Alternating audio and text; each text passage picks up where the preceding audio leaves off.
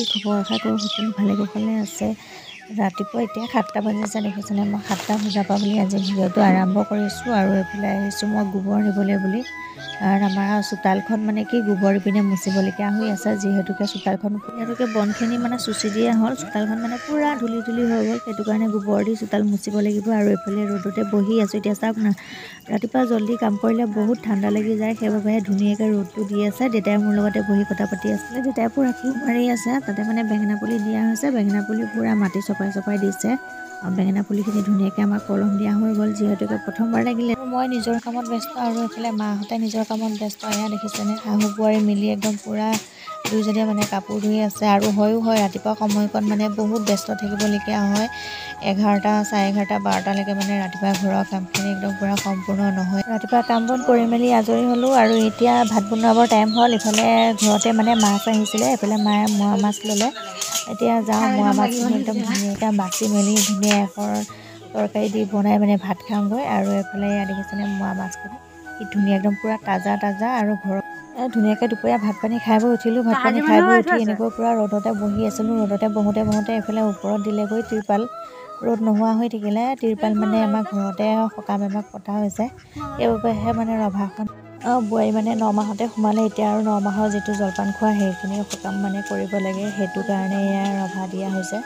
আৰু ৰভা দিয়া মানে কি, টিং দিলে মানে জানে বহুত খাটনি হয়, মেহনত হয়, সেইটো কাৰণে মানে সহজ উপায় ধুনীয়াকৈ তিৰপালখন দি ল'লেও সকলোবোৰ কাম বন কৰি আজৰি হ'ল। আজৰি হোৱাৰ পিছতে এয়া দেখিছেনে, মা গৈছিলে এফালে মানে মানুহ মাতিবৰ কাৰণে। ওচৰৰে দোকানখনৰ পৰা চাউ লৈ আহিলে।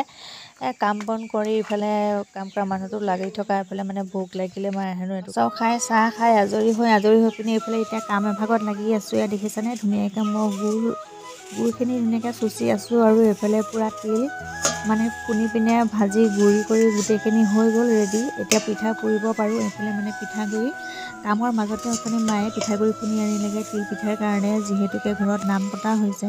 আৰু তেনেকুৱা কিবা সকাম নিকাম যদি ঘৰতে পতা হয়, তেতিয়া যদি এনেকুৱা তিল পিঠা বা বৰপিঠা, নাৰিকলৰ লাৰু তেনেকৈ যদি চাহ দিয়া নহয়, সঁচাকৈ বিস্কুটেদি চাহ দিবলৈ কিবা এটা একেবাৰে ভাল নালাগে। সেইবাবেহে ভাবিলোঁ নাই, ঘৰতে এনেকৈ পিঠাগুড়ি খুন্দি পিঠা বনোৱা হওক। গতিকে সেয়া আজি মানে তিলপিঠাৰ কাৰণে মায়ে 2 কেজি নে 3 কেজি চাউল ভিজালে, তাৰে এতিয়া সেয়া পিঠা বনাই আছোঁ। বোৱাৰীয়ে বনাই আছে, মই ধুনীয়াকৈ তাইক যোগাৰ কৰি দিলোঁ ওচৰতে। আৰু এতিয়া এইফালে মাহঁতৰ নিজৰ কামত মানে ব্যস্ত হৈ আছে, যিহেতুকে মানুহ মোটামুটি আছে, ঘূৰি আছে অকণমান। মা সেইখিনি কামত ব্যস্ত। তাইক অকণমান বনাবলৈ দিছোঁ। তাৰপৰা হোৱা নাই, সম্পূৰ্ণ নহওঁতে আকৌ সেয়া পিঠা বনোৱাখিনি বাদ দিবলগীয়া হ'ল, যিহেতুকে ভাত বনাবলৈ টাইম হ'লগৈ ৰাতিৰ ভাগৰ। এয়া অথনি মোৱা মাছ লৈছিলোঁ, দেখিছিলে নহয়, তাৰে কেইটামান থাকিলে মানে এতিয়া আকৌ অকণমান ভাজি লৈছোঁ। আৰু এয়া দেখিছেনে, সেইদিনাখন যে ধৰিছিলোঁ ঘৰতে মাছ, জিয়ন দি থৈছিলোঁ, তাৰো কেইটামান আছিলে লগত। মাছকেইটা ধুনীয়াকৈ ভাজি ল'লোঁ। ভজাৰ পিছত এতিয়া সেইখন কেৰাহীতে আকৌ ধুনীয়াকৈ অকণমান তেল দি পিনে পিঁয়াজখিনি মই ভাজি লৈছোঁ। মানে আজি ৰেচিপিখন কি হ'ব জানেনে? আজি খাম আমি ভীমকলৰ কলপচলা।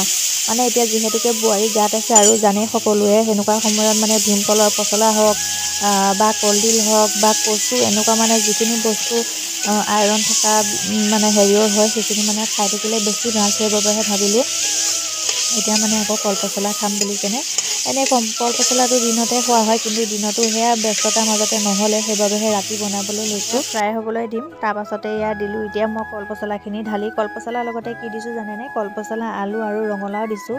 কলপচলাটো সকলোৱে বনাই খায়েই আৰু জানেই, তেতিয়াও ভাবিলোঁ আজি মইনো কেনেকৈ বনাওঁ, অকণমান তাৰে আপোনালোকক ৰেচিপিখন শ্বেয়াৰ কৰোঁ বুলি কেনে। গতিকে সেয়া সকলোখিনি ভজা হোৱাৰ পিছত ধুনীয়াকৈ এতিয়া পানী অকণ ঢাকনা মাৰি থৈ দিম, যেতিয়া ধুনীয়াকৈ সম্পূৰ্ণ দেখিছেনে, ধুনীয়াকৈ মায়ে ৰঙালাও ভাঙি দিলে, আলু অকণমান ভাঙি দিলে।